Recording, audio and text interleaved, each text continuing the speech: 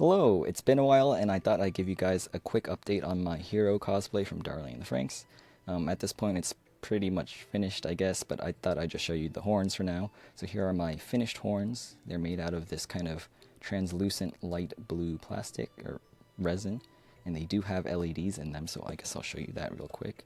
So all I have to do is stick in this tiny little coin cell battery and it lights up. You know what, actually I'll turn off the lights. Alright, so I turned out the lights and here's how they look. I really like how they turned out. It really looks like glowing blue horns. You can see the individual LEDs inside them, but I don't think that's too much of a huge deal. Overall, from most angles, I think it looks good. So anyways, those are the glowing horns, and how they actually attach to your head is with these 3D printed mounts. So this part goes on your forehead and gets attached with spirit gum, and then there's a magnet up here, and it magnetizes to the horns. So you just do that. And so you can kind of imagine that's how they would mount on someone's head. And so the idea behind the whole magnetic mount is that, first of all, Hiro doesn't have a headband, so you can't put these on a headband. And you could just put your hair over this part, and the magnets will still work. So if you do want to see these on a full Hiro cosplay, first of all, sorry, I'm not showing you photos of myself just yet, but you can check out someone else wearing these horns. You can check out Milator and Renvari Cause on Instagram. So I met Milator at Otakon a couple of months ago, and I sold him a set of horns. So now you can check out some photos of him. Renvari Cause is his girlfriend, which makes it even more sweeter because they're cosplaying together. It's like a cosplay couple, so that's pretty adorable. But yeah, you can check them out on Instagram to see some of their photos, and you can see the set of horns that he's wearing. The ones he's wearing are a little bit darker, so they're more this color. The cool thing is I can kind of tweak the look of the horns depending on what people want. So here are more like darker blue set of horns, and I just prefer the more lighter blue horns. So anyways, for the purpose of this video, one of my friends actually wants a set of horns himself for his own Hiro cosplay. So I thought I'd walk you through the step-by-step process of me making a set of horns like this. So let's get started. Alright, so first here are the molds that I used to cast the horns. Making these molds was definitely like the longest part about this project. These went through many iterations to get to this point. And you can see it's like a complicated like multi-part mold. So down here is the main like body of the horn. So like the horns were cast out of this. But in order to get this shape down here with the magnet and the hole for the LEDs, I needed to make this like crazy thing out of silicone. So yeah, it took me a lot of time, a lot of 3D printing, a lot of designs and stuff to get to this point. But finally it's here. And so the hard part's essentially over, and now I can essentially make as many horns as I want relatively easily. How it basically works is these will just slot in together like so. And then there's a hole in here where I'm going to pour the resin. So to prep the molds, I'll just insert these lids. And now since these lids are kind of tight and or kind of loose, I don't want them to be moving around. So I 3D printed these little brackets.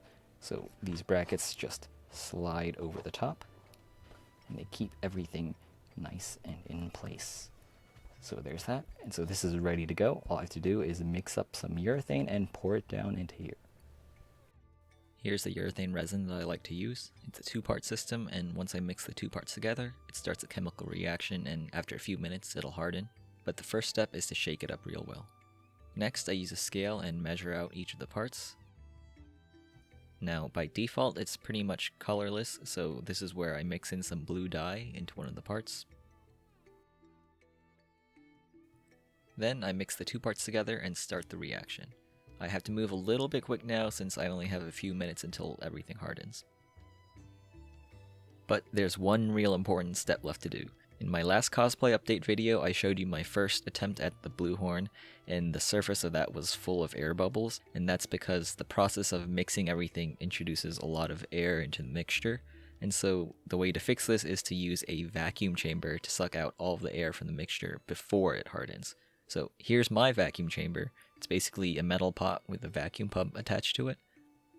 So I take the mixture and I put it into the pot, and then I start the vacuum pump. You can see here on the gauge that it's pulling vacuum and getting rid of all the air in the pot. Inside the pot, you can see that the mixture is starting to bubble up as the air is being pulled out of it.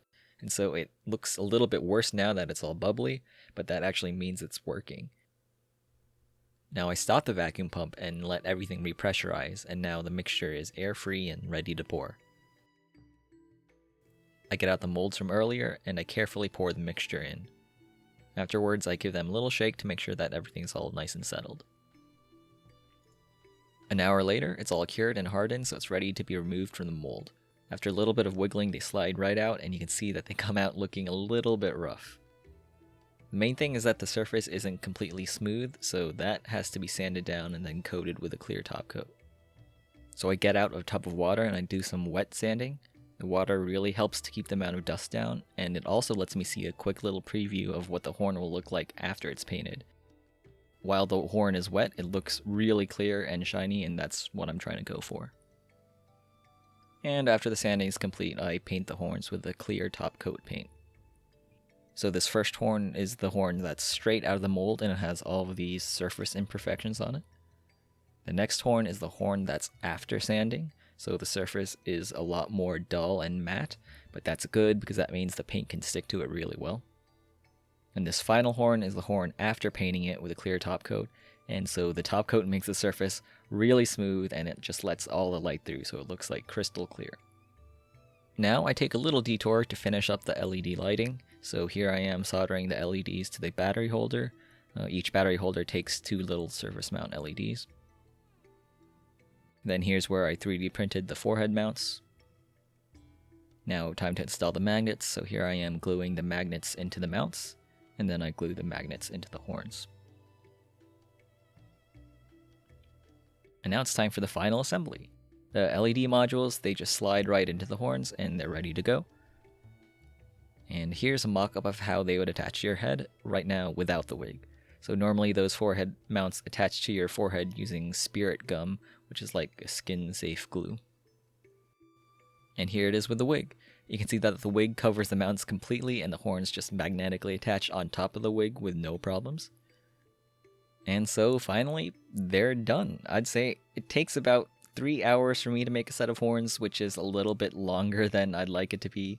At one point I was actually hoping to make a bunch of these and sell them, but it just takes too long for it to be really worth it. But at least I'm happy with how they turned out, and I did learn a lot about the mold making and casting process by doing all this, so I guess I learned something. So there you have it, that's how I made Hiro's horns. And if you like this video, please consider helping me out by subscribing to my channel. Thanks for watching.